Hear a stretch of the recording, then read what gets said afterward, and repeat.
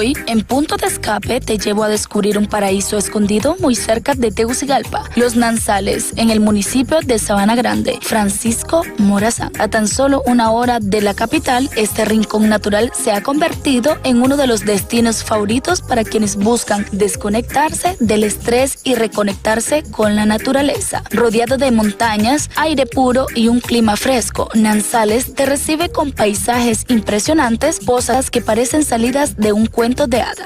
La más conocida es La Azulona, una caída de agua de tonos turquesa que te invita a sumergirte y disfrutar de un baño relajante. También puedes explorar el Cañón El Bambú, una piscina natural rodeada de vegetación ideal para los amantes de la aventura y las caminatas. El recorrido para llegar a estas maravillas es toda una experiencia.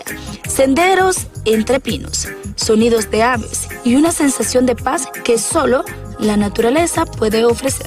Así que si estás buscando un sitio para relajarte, vivir una pequeña aventura y llenarte de energía, Los Nansales en Sabana Grande te espera con los brazos abiertos.